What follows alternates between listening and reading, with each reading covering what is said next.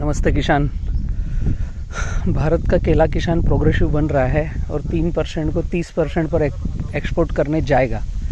हमें उत्तर प्रदेश में गाजीपुर के आसपास ज्ञानेंद्र राय जी और आसपास के काफ़ी किसान हैं जो किसान पाठशाला को फॉलो करने स्टार्ट किए हैं और सभी रेवा का ही प्लांट लगा है। आइए समझते हैं। और बाम्बू भी है यहाँ पर, हैं बालकुआ। ये बालकुआ वेराइटी है पांडे जी। यस, नमस्ते जी, नमस्कार। तो ये बात कर लीजिए, आपका फ़ोन चालू है शायद। अच्छा, हाँ, हो गया। वही किसान का लोग थे। Yes yes yes. अभी किसान जो आप चले जाएंगे तब तक फोन करेंगे। हाँ हाँ, कुछ नहीं लोग ठीक है। ऐसे होंगे हाँ, आप चले जाएंगे, उसके बाद पूछेंगे कि कहाँ है। आइए। हो गई, बंद हो गई। अच्छा, जी, मजबूरी है ये बात, जरूरी बात, मजबूरी बा जरूरी बा। कहानी बताएं क्या ओकरा बाद कहे कि ये किसान पूरा अब आओ भाई, ये दूरी वाला मामला कुछ डिस्टर्ब है क्या?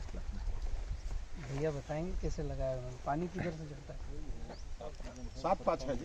नहीं, 7-5 नहीं है, बिल्कुल है। कैसे? नाप लीजिए। एक मिनट, यहाँ से यहाँ कहाँ है यहाँ?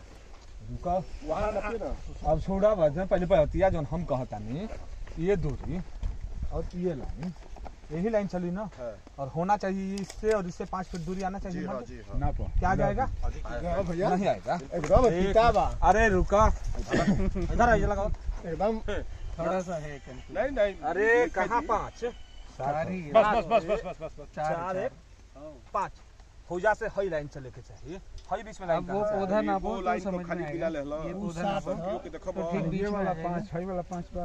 कौन? हई 5 हुई, हई 7-5 एक मिनट मार साहब, जो नहीं 7-5 का मतलब है ओके छोड़ो, ओके नहीं पे के 7-5 का मतलब ये है का कि एगो लाइन हो जहाँ एगो हेपर लाइन का 7 है सर। उसको 7 नापिए ना। वाली लाइनिया का 7-7 नहीं यार, आप पूछिए। आपका प्रश्न है मेरा। रुका एक मिनट जो प्रश्न पहले आल दो, आप प्रश्न हमारा ख्याल करें। 7 रुक जा,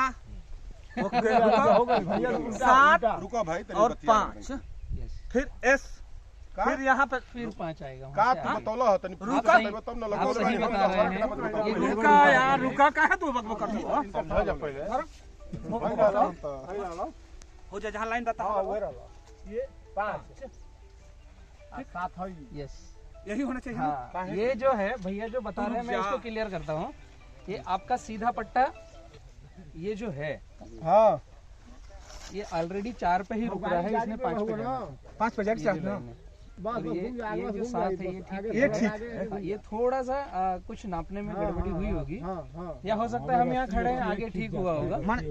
माने मिस मैनेज यही जब ना मिस मिनट ये 4/7 पे आ गया है। माने तो हर तो सिस्टम है जेका सिस्टम हो पहले कितना पापा चलो 2-3 पौधा देखबा, खाली एगो देख ले हो गई। आगे बढ़ो, आगे बढ़ो। कोई बात नहीं है, हम ऐसी जगह पर होंगे, दूसरी जगह पर ठीक होगा। अरे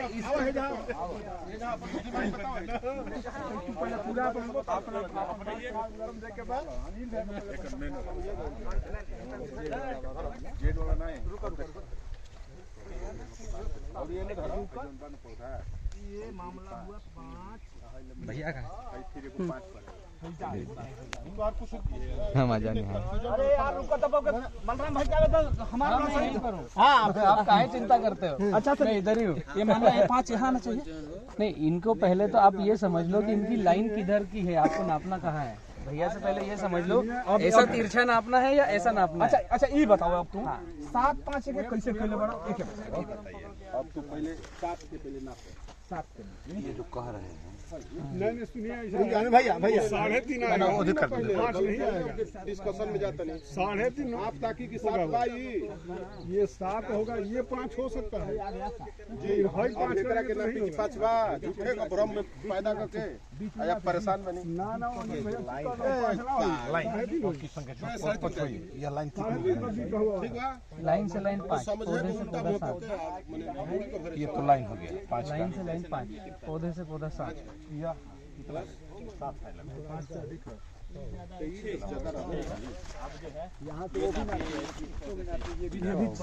तब अब कौन से तो ठीक है तो है 5x7 7 5x7 किसको बोलते हैं?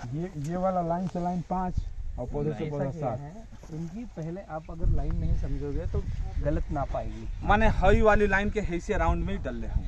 ये जो लाइन दिख रही है ना अभी सामने से, ये लाइन से ये लाइन 5 आप नाप गलत दिशा में रहे थे। मैं वही हई बोल से रहा हई था। अभी हई आप यहाँ 7 मेरे सामने से देखेंगे ये जो लाइन दिख रही है ये इस पौधे से सिंह साहब जहाँ खड़े हैं ये 5 है, ठीक है, और ये पौधे से पौधा 7 है।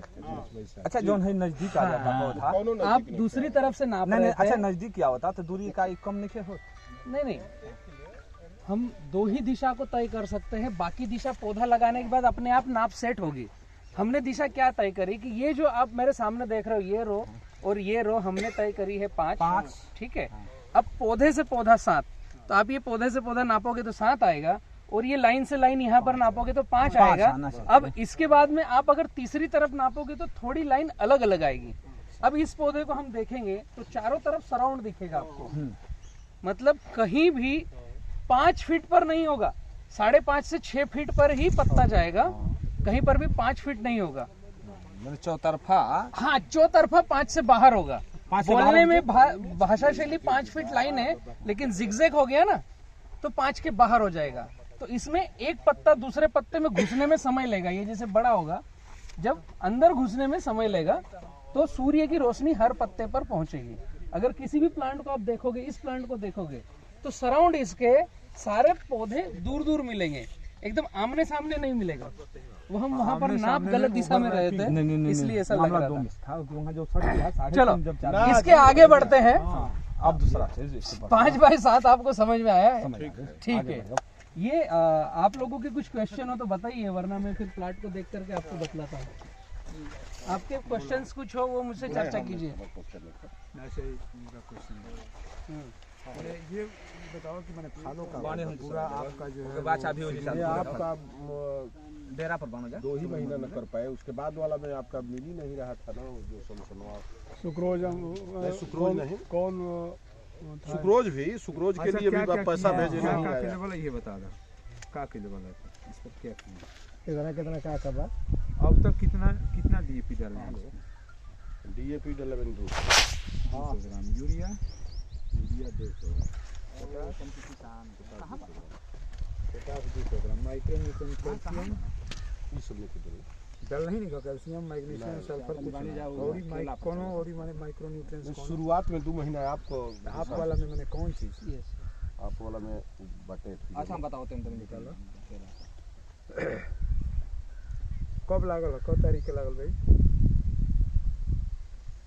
अगस्त और फर्स्ट में मैंने 1 अगस्त बीच पहला ना एकदम 1 अगस्त का ये प्लाट है, मैंने ये है और एक नापा हो आपने पूछा कि नापी कितना बा?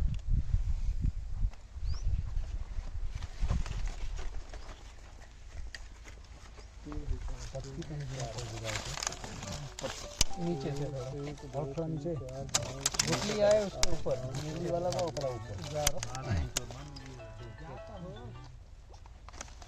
तो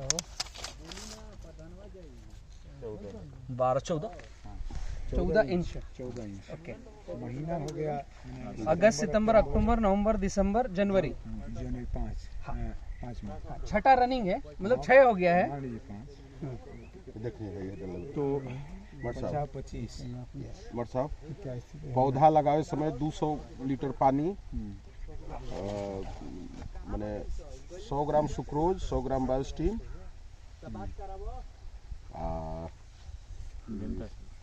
और डेंटासू नहीं, वो क्या बोलते हैं उसको, नहीं क्लोरोसाइपर वो कीड़े भगाने के लिए। जी, यस, वही डालकर घोल बना के और 200 ग्राम पर प्लांट दिए हैं। आपके यहाँ उत्तर भारत में जो मैंने समझा है ना, जैसे धूप अभी निकलना चालू है, हाँ। लेकिन 2 महीने ऐसे बीतते हैं जहाँ फोग के कारण सूर्य की रोशनी आती नहीं है। टेम्परेचर पारा इतना डाउन जाता है कि प्लांट पूरा डोरमेंसी में जाता है। जैसे अगर 1 अगस्त में हमने एमपी में पौधा लगाया और 1 अगस्त को आपने यूपी में पौधा लगाया, तो 15 दिसंबर से लेकर 15 दिसंबर से लेकर जनवरी लास्ट तक, ये जो 1.5 महीना है, ये 1.5 महीना आपकी गिनती में नहीं आएगा। 15 दिसंबर से लेकर यस, 15 जनवरी जनवरी लास्ट, पूरा जनवरी। ये मिनिमम 1.5 महीना जो रहता है, एक तो सूर्य की रोशनी कम हो जाती है फॉग के कारण, दूसरा ठंडी इतना टेम्परेचर रहता है कि प्लांट का मूवमेंट रुक जाता है। अगर आप इस पौधे को भी हम ध्यान से देखें तो यहाँ तक तो आपका चाल चलन प्लांट का ठीक है, इस पत्ते तक है ना, इस पत्ते तक आपको थोड़ी गैप भी मिलेगी, तने की मोटाई भी मिलेगी। जहां से ठंडी लगी इस जगह तो एकदम हेवी चिल ठंड लगी है। ये मतलब जनवरी का पहला सप्ताह वाला पत्ता है ये। क्लियरली हमें पता चलेगा पूरे फील्ड में कि ये हेवी ठंड वाला है, रुक गया है। फिर उसके बाद पौधा रुका रहा होगा 20 दिन 25 दिन, फिर ये एक मूवमेंट निकला और अब जैसे टेम्परेचर बढ़ रहा है तो ये पौधा सुधार पर अपने आप चालू है। हमें जब जब ठंडी डाउन होगी तब तब एक मोस्ट चीज हमें ध्यान रखनी है कि पानी प्रबंधन कैसा हम रखें और जड़ों की कक्षा में नमी मेंटेन कैसे रखें। केले के पौधे को मेन क्या लाइन चाहिए, ताजा पानी, रोज का पानी और लगातार पानी। तो इसका मतलब ये नहीं होता है कि हम कीचड़ करके रखें। काफी जगहों मैंने पिछली बार भी विजिट किया था तो ये समझा था कि पानी पूरा भर के रखें। ये जो आज कंडीशन है पानी की, ये एकदम ठीक है कि नमी है, मॉइस्चर है, लेकिन जब जब ठंडी रातें जाएगी तब तक नमी चाहिए और ताजे पानी वाली चाहिए। तो हम सब उत्तर भारत के किसानों को एक अपडेट होना पड़ेगा। नवंबर के बाद से हमें हर 8 दिन का मौसम का डेटा हमारे डायरी में लिखना पड़ेगा। हर एक मोबाइल में आता है वेदर, अभी सबके पास स्मार्टफोन है, तो हम सब अगर इसको देख करके पानी प्रबंधन करेंगे कि ठंडी का पारा कितना नीचे किस टाइम या किस सप्ताह रहने वाला है, एक अनुमान हमें पता चल जाता है कि किस सप्ताह हमें पारा ज्यादा नीचे गिरेगा, तो उस सप्ताह में हम पहले से उस दिन के आसपास पानी लगा के रखें। सबसे बड़ा आपको रिजल्ट मिलने वाला है पानी प्रबंधन का। तो पानी प्रबंधन होगा कैसे? नाली और पाली है करके। नहीं। अभी हम जिस खेत में खड़े हैं, इस खेत में पूरा एकदम फ्लैट पानी दिया जा रहा है, तो कुछ हद तक ठीक है, लेकिन इन चीजों से बचाव करना है हमें 100%। तो हमें नाली और पाली पद्धति पर जाना चाहिए, जिसमें हम नाली को भिगो कर रखें और पाली सूखी रहे। तो जो पौधों की जड़ों में हवा जाना चाहिए, हवा का संचार होना चाहिए, वो भी कंटिन्यू रहे, और नाली में हम पानी देकर रखें तो नमी भी बरकरार रहे और हवा का पोर्शन भी बरकरार रहे। इसमें दोनों में कॉम्बिनेशन में गए तो आज ये जो फील्ड दिख रहा है ये गड़बड़ नहीं है, ठंडी की वजह से रुका है, लेकिन इससे और बेहतर लिया जा सकता है। जैसे कल हम राय साहब के वहाँ फील्ड पर थे, ऑलरेडी मैंने कुछ उनके वीडियोस डाले हैं। कौन से तारीख का प्लांटेशन है? वो 14 अगस्त का है। 14 अगस्त का कल का वीडियो देखेंगे, मैंने डाल दिया है। 1883 नंबर का वीडियो है वो। 1883 83 ये दो वीडियो में से यही बात आ गया कि ये 83 लिखिए भैया। ये हाँ 83 और 84 ये आपका जो वीडियो नंबर पड़ा है, हाँ, ये कोई जो है वो होना चाहिए ना, वो कांटेक्ट होना चाहिए, या वो जिसको विषय सूची बोलते हैं। यस। और हमने तो जो है यहाँ अपने डायरी पे बना के रखा है आपका विषय सूची। किस वाले में क्या कौन सा विषय इसमें है? शीर्षक लिखा है कि यूपी के उत्तर भारत के ये ऐसा कोई नहीं ना जहाँ की आपका वो एक कैटलॉग हो जिसमें कि कैटलॉग। ये बात आप नोटिस कीजिए, ये काफी जगह से मेरे पास आया है डेटा कि जिस क्षेत्र के फार्मर हैं उन क्षेत्रों को उनके क्षेत्र के वाइज कौन से वीडियो में जानकारी मिलेगी, उनके नंबर हम इनको भेज दें, ये बात उनकी बराबर है। अभी हम जो कल प्लॉट विजिट किए हैं, ऐसा हाथ करेंगे तो वहाँ हाथ नहीं पहुँच रहा है आपका, मैंने वो हाइट इतनी है। हाँ। और आपसे शायद 8 दिन बाद का लगा हुआ है। अच्छा 8 दिन बाद का है। तारीख बता रहे हैं ना कौन सी? हाँ वो 5 अगस्त और 6 अगस्त का लगा। 5 अगस्त और 6 अगस्त, आपका 1 अगस्त, लगभग 4-5 दिन का फर्क है, मतलब एक ही साथ का है। आप लोग क्या कीजिएगा, जब हमारी क्लासेस हो जाए आज दिन भर, तो कल परसों फ्री होकर के आप वहां जाकर विजिट करके आइए। हाँ। एक थोड़ा सा लाइन भी मिलेगा। हाँ। और मेन फोकस आप लोग क्या कीजिए, पानी प्रबंधन एक, दूसरा प्रेसमड की व्यवस्था कीजिए। हाँ, जो पौधे को भगाने में काम में आएगा, प्रेसमड। और वहाँ नहीं जाना है, इन्हीं के यहाँ जाना है। इन्हीं के यहाँ जाना है। हाँ, इन्हीं का प्लॉट वैसा है। अच्छा ठीक है, वो तो अभी आज विजिट करेंगे तो पता चलेगा।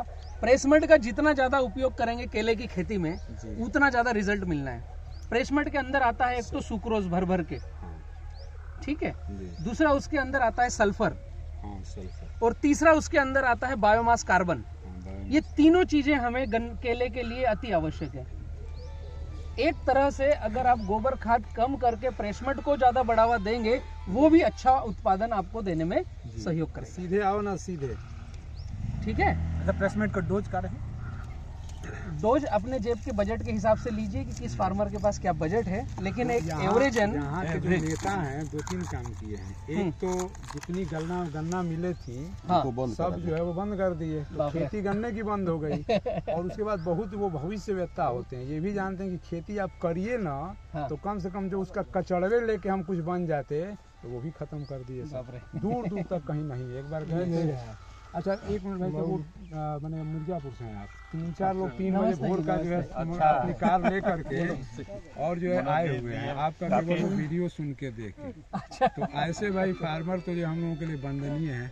नहीं, और इनके यहाँ मीटिंग जो है रखनी थी। अच्छा, जो हम 36 लिस्ट दिए थे, इनका भी था। नहीं एक्चुअली 2-3 एक बड़े प्रोग्राम आ गए हैं। 12 तारीख को अचानक हमारी फैमिली में शादी वो इंस्टेंट निकली है, तो शाम को मैं 12 को मुझे किसी भी हालत में मुझे बड़वानी पहुंचना है।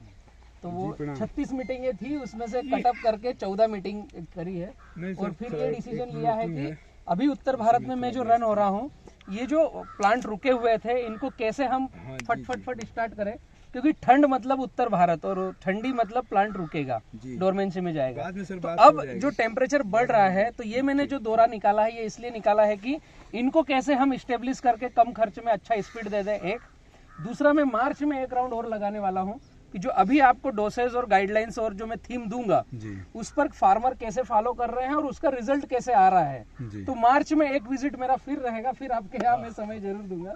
तो मैंने एक मीटिंग बड़ी की बजाय लंबा समय, उसकी वजह 2 शिफ्ट कर लिए हैं। एक अभी मैं आपके साथ हूँ और एक मार्च में फिर रिपीट आने वाला हूँ, ताकि मैं जो बतला के जा रहा हूँ, एक तो मैं भी फाइंड कर सकूँ कि मुझे कितना किसान फॉलो कर रहा है। दूसरा, मैंने जो बताया उससे वाकई में रिजल्ट कितना आ रहा है, तो मुझे भी सीखने को मिलेगा। क्योंकि यूपी मेरे लिए नया क्षेत्र है। मैं पिछले साल से ही यहाँ एंटर हुआ हूँ, तो पिछले साल भी मैं 2 बार सीखने के लिए आया कि आप लोगों को मैं गाइड करूँ क्या। हमारे यहाँ का टेम्परेचर और यहाँ का टेम्परेचर में बहुत फर्क है। मध्य प्रदेश, गुजरात, तो हम वहाँ के तो एकदम माहिर खिलाड़ी हो चुके हैं। अभी हमको सब तरह की बैटिंग करते आती है, लेकिन यहाँ मैं भी सीख रहा हूँ। सीखते सीखते काफी कुछ डेटा मैंने अरेंज किया है। जो पिछले साल का मेरा अनुभव था, इस बार काफी चेंज आपको अभी पाठशाला में हम चर्चा करेंगे। तो यहाँ के लिए भी इनके डोसेज भी मैं बना करके दूंगा आपको, पाठशाला में सारी चीजें देंगे। इसमें अभी इमीडिएट हम 3 चीजें कर सकते हैं इस तरह के जिनके प्लांट है। लगभग उत्तर प्रदेश में वो पौधा किसी भी कंपनी का हो, उससे कोई मतलब नहीं है कि आपने गठान लगाया या रेवा का पौधा लिया है या और किसी अदर कंपनी का प्लांट लिया है। तो ठंडी सबको आई है और रुकावट आई है। और ये भी फिक्स है कि फार्मर की कुछ अलग अलग कार्य प्रणालियाँ थी, लॉकडाउन थे और कहीं एरर थे सिस्टम के, तो वो समय उस हिसाब से नहीं दे पाया है जैसा ठंडी के लिए देना चाहिए। तो प्लांट तो रुके हैं, लेकिन टेम्परेचर बढ़ने से ये पोंगा अभी आप देख रहे हो चल पड़ा है वापस। अब इसको स्मूथली कैसे चलाएं, इसके लिए 3 काम आपको करना है। आप लिखते भी जाइए, ताकि ज्ञानेंद्र जी, आपका मुझे बहुत अच्छा लगा कि आप किसानों की अगुवाई कर रहे हैं। तो ये जो मैं लिखवा रहा हूँ, ये उत्तर भारत के सभी किसानों को इसकी कॉपी ज्यादा से ज्यादा स्क्रॉल कीजिएगा। और मेरा नाम कहीं मत दीजिए, क्योंकि कोई अगेंस्ट है वो बोलेंगे यार कि ये बलराम ने दिया, हम नहीं फॉलो करेंगे। तो कुछ लोग है अगेंस्ट, कुछ लोग अच्छे साथ में है। आप केवल जस्ट उत्तर भारत की बाइट को स्क्रॉल कीजिए। एक आपको करना है, सबसे पहले जो छोटे प्लांट है उनको, पहले इनको थोड़ा सा आपको रोक के, ये इस क्षेत्र के मतलब हर किसानों के मसीहा के रूप में आए। ऐसा नहीं है सर, लोगों को पूरे समझा रहे टीम हैं। है, पूरी एक टीम है, लेकिन और हम चाहते हैं कि पूरा श्रेय टीम को जाए, क्योंकि व्यक्ति को नहीं, दे देने लेकिन उस टीम का नेतृत्व जो है, असल में 2-3 आप हैं, एक ज्ञानेंद्र जी, संतोष, अगुवाई करना ही पड़ेगी। जैसे मैंने बड़वानी में तलुन से अगुवाई करी है, तो आज आपके बीच में हूँ। पैसा कमाना सेकेंडरी है, अच्छा काम करोगे पैसा पीछे आता ही है, ये मैंने नोटिस किया है और आप लोगों ने भी किया ही होगा। लेकिन सही काम की अगुवाई करना जरूरी है, जो आप लोग कर रहे हैं। ये इस एरिया में अच्छी बात है। ये इनका नंबर देता हूँ कि किसी को भी बात करना हो, मैं जो फैक्ट है वो, क्योंकि फोन अटेंड करके किसानों को सलाह भी देना अच्छी बात है। रेगुलर कंटिन्यूअस जब भी फोन कीजिए, फोन उठता है। बराबर।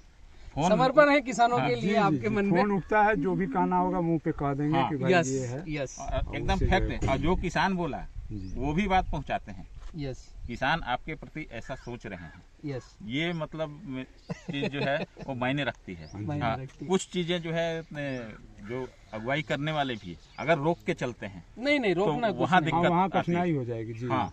आदमी अंधेरे में फिर जो है अपना आप लिखिए, मैं कुछ विशेष बतला रहा था। जी एक रेगुलर फील्ड जैसे ये दिख रही है, तो इसमें आपको सभी प्लांट के लिए लेना है। जी और कहीं ऐसी फील्ड हो कि 30-40% हाइट अच्छी है और 30-40% मीडियम और लो है, तो जो मीडियम और लो प्लांट है उनको और इस पूरी फील्ड को, क्योंकि ये एक जैसी रुकी हुई है, जी प्रति पौधा 50 ग्राम अमोनियम सल्फेट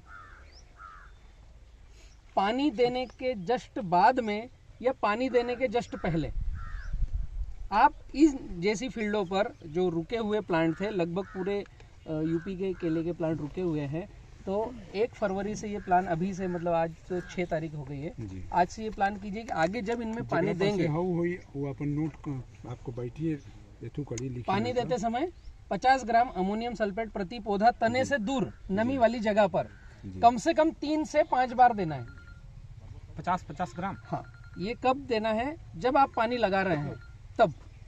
जैसे आज पानी लगाया तो आज दे दिया, अब आप 10 दिन बाद पानी लगाएंगे तो फिर 10 दिन बाद देना है एक बार, जी जी फिर 15 दिन बाद लगा रहे हैं तो अब जब पानी देंगे जब देना है, जी। कम से कम 3 बार देना है। जी फिर अपने अपने क्षेत्र की फील्ड की स्थिति के हिसाब से कि किसी का मिट्टी सपोर्ट जल्दी करेगा, वो जल्दी पिकअप ले लेगा तो वो 3 बार देकर रुक सकता है। किसी का मिट्टी लेट सपोर्ट कर रहा है, पीएच ज़्यादा है, तो उसको चौथी बार भी देना है। किसी का मिट्टी और लेट सपोर्ट कर रहा है तो 5वीं बार भी देना है। जी लेकिन जब पानी देंगे जब, एक काम ये हो गया। जी दूसरा काम करना है आपको, VM स्प्रे करना है। VM जी वाइसेनोमेटा और मिट्टी का स्प्रे करना है। अब ये कैसे करना है ये समझ लीजिए।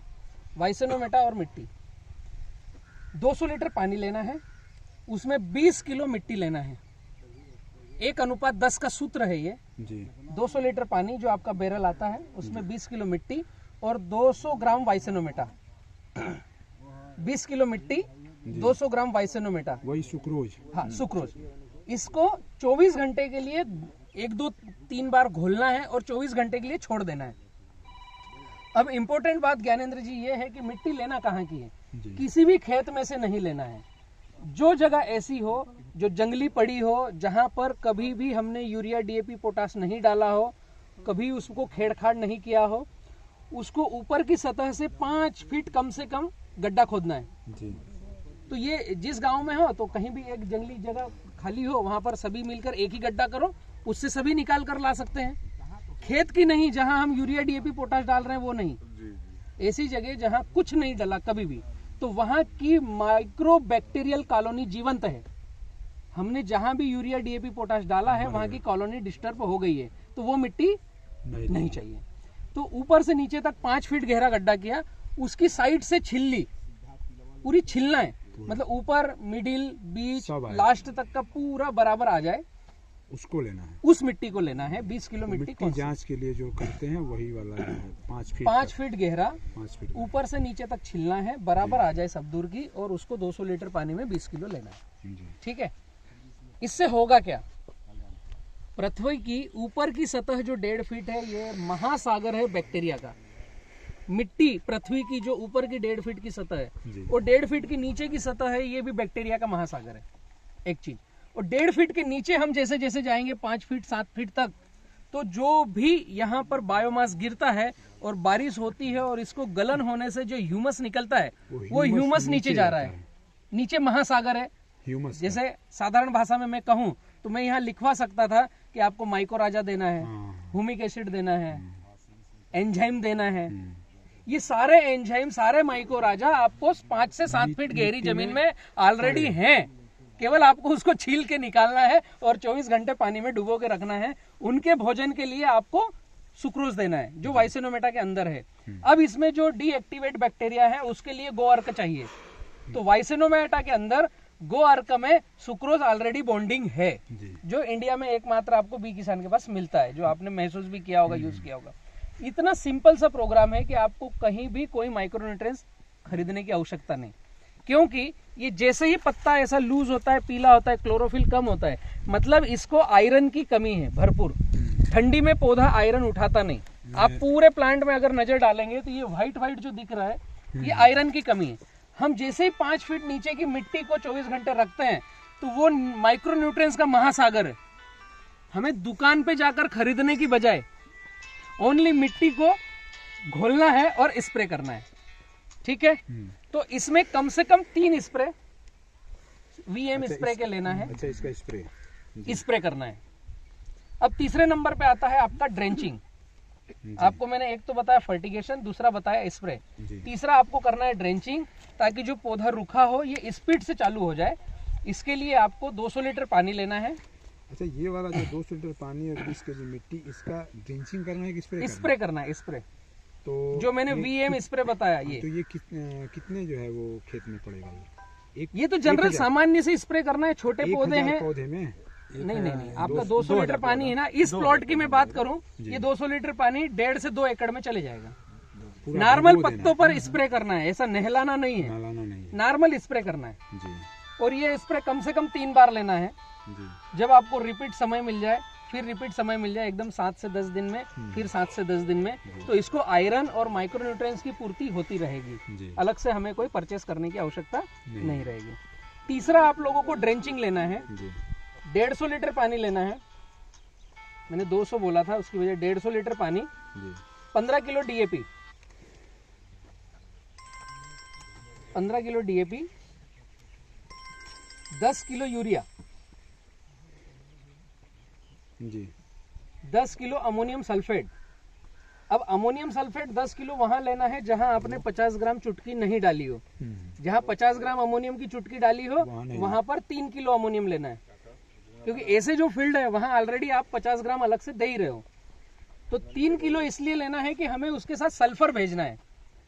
अगर अमोनियम नहीं है तो आप सल्फर 500 ग्राम सल्फर WDG लीजिए जी, ठीक है। 100 ग्राम पोटेशियम ह्यूमेट और 2 लीटर फास्फोरिक एसिड। इसका घोल बनाना है, 1 घंटे के अंदर ये घुल जाएगा और पौधे के तने से दूर नमी वाली जगह पर 200 ml की ड्रेंचिंग करना है पर पौधा।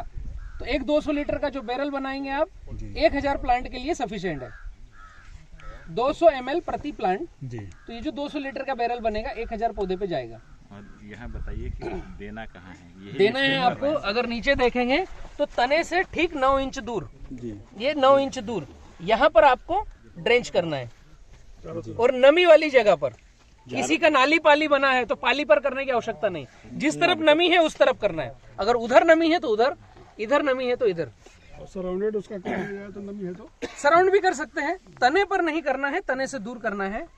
और ये ड्रेंचिंग आपको लेना है कम से कम 4 लेना पड़ेगी 7-7 दिन के अंतराल पर। अगर पौधा स्पीड से चल रहा है, पौधा ज्यादा रुका हुआ है तो 4-4 दिन के अंतराल पर। पौधा थोड़ा सही चलता दिख रहा है तो 5 दिन, थोड़ा अच्छा दिख रहा है तो 6 दिन, लेकिन 7 दिन आखिरी है, 4 दिन न्यूनतम है। मिनिमम। और कम से कम 4 लेना है जी। आपका जो भी फर्टिगेशन शेड्यूल चल रहा हो, वो मुझे पता नहीं है कि क्या कर रहे हो, लेकिन ये 3 काम आपको करना है। ये 3 काम करने के बाद मुझे फीडबैक जरूर भेजना है जी जी, ताकि मैं मार्च में आऊँ तो उस हिसाब से तैयारी से हूँ। लगभग ये 3 काम किए तो 1 महीने के बाद पौधा आपका प्लाट ये फोटो खिंचाने लायक होगा जी। स्पीड ले लेगा। ये नए पत्ते जो आ रहे हैं ये हरे भरे आएंगे, साइज लंबा आएगा। और मेन चीज हमें ध्यान रखनी पड़ती है कि पत्तों में गैप चाहिए ये जी, ठीक है। इसमें अगर आप ध्यान से देखोगे इन पत्तों को तो ये पिंक दिख रहा है, ये पिंक हल्का सा दिख रहा है, ये पिंक दिख रहा है, जो ये पिंक दिख रहा है ना जी। ये पिंक जब भी दिखे आप ये समझिए पूरा ये छारी में, ये दूर से देखेंगे पिंक झाई है ये जी, ठीक है। पिंक दिख रहा है मतलब सल्फर और यूरिया की कमी है। सल्फर और यूरिया की कमी जी, तो वही कमी हमें दिख भी रही है कि ये पास पास में है।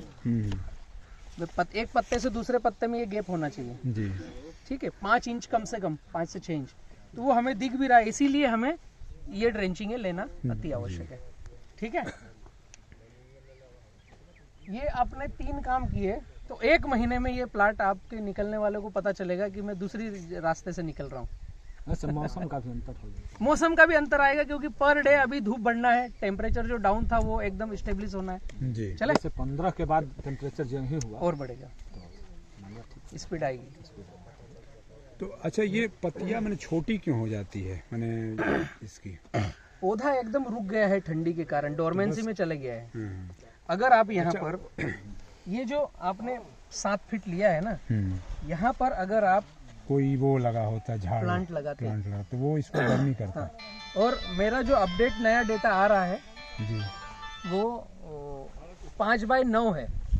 हाँ हेलो, हमें अगर 12 महीने में कटिंग लेना है, जैसे हम जा रहे हैं अभी यहाँ 14 महीने में, एक चीज। दूसरा फिर ये जो है एक बानी बार जाओ, लगा मेन करके रोडवा, पकड़ी 10 वाला साल रोडवा तक पर चलाना हो। है, बाद में कोई पौधा खरीदना नहीं है। कड़ी वाला रोड तो लाइन से लाइन 5 है, पौधे से पौधा 9 है, और यहाँ पर आपको गन्ना घास लगानी है। मतलब आपके खेत में अगर 5000 पौधे हैं तो 5000 गन्ना घास के, नेपियर घास के भिर्रे होना चाहिए। ये कब तक के लिए होना चाहिए? जब आपने पौधा लगाया उसके साथ में लगा दो, और 15 फरवरी को इसको नेपियर को निकाल दो, फिर आगे आवश्यकता नहीं है। ज्ञानेंद्र जी, नहीं तो ये प्रोग्राम फेल हो जाएगा 5-9 वाला, अगर ये गन्ना घास नहीं रहे। नहीं मैं पूरा, हाँ, वरना फेल हो जाएगा। हम जो नए अपडेट्स दे रहे हैं, काफी किसानों के साथ हम आगे बढ़े हैं कि एक बार लगाकर जी, आगे जीवन में कभी पौधा खरीदना न पड़े, जी, उसकी क्या व्यवस्था? जी, तो उसकी ये व्यवस्था है कि लाइन से लाइन 5, जी, पौधे से पौधा जो 7 किया है ये अच्छा है, जी, लेकिन इसको और बढ़ाया जा सकता है, 9 फीट करना है। जी, और जिस दिन पौधा लगा जी, उस दिन यहाँ पर नेपियर घास लगेगी बीच में। जी, अगर आपके 5000 पौधे हैं तो 5000 नेपियर घास भी आएगी बीच में, जी, ठीक है। तो जो ठंडी का असर है ना, ये कुछ भी असर नहीं होना है।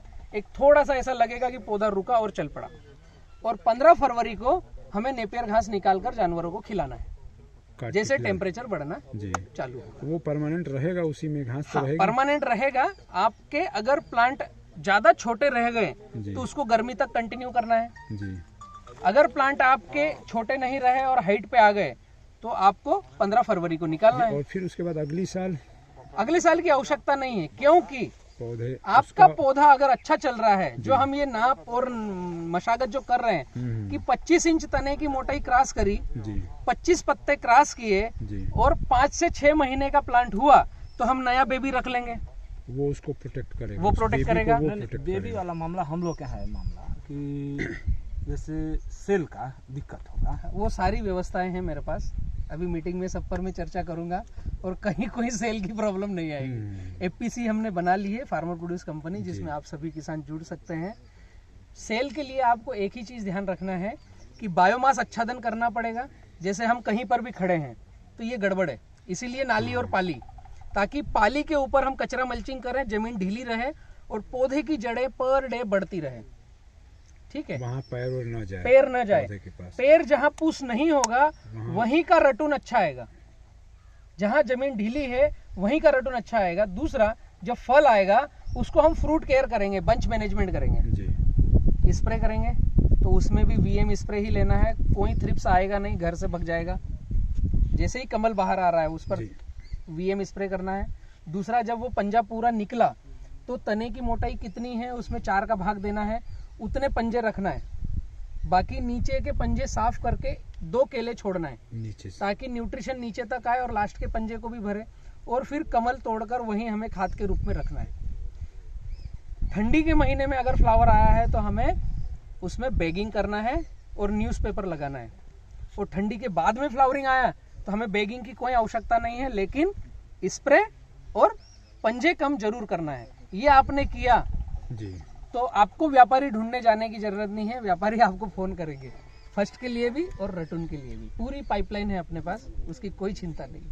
51 व्यापारी हमारे साथ बी किसान एफपीसी में रजिस्टर्ड हुए हैं, जी, जो कह रहे हैं कि पूरे भारत में जहां किसान पाठशाला की गाइडलाइन है वहां से वो माल बायबैक करने को हाँ, तैयार है। लेकिन फॉलो किए हैं तो हाँ, फ्रूट केयर करना पड़ेगा। हर व्यापारी को क्या चाहिए? ये- क्वालिटी वाला माल चाहिए। नहीं, सबसे बड़ी बात है अनिल, का कहत रहो कि तोहार केला कहीं रहो, कहत रहो ना कि जाते हुए चेम्बर में तो फट जाता है, तो बोला का रहो। मेरा केला है, यहाँ से कटने के बाद मतलब फ्रेश करके जब भेजते हैं, जब चेम्बर में जाता है फट जाता है। उसके फोटो मुझे भेजिएगा।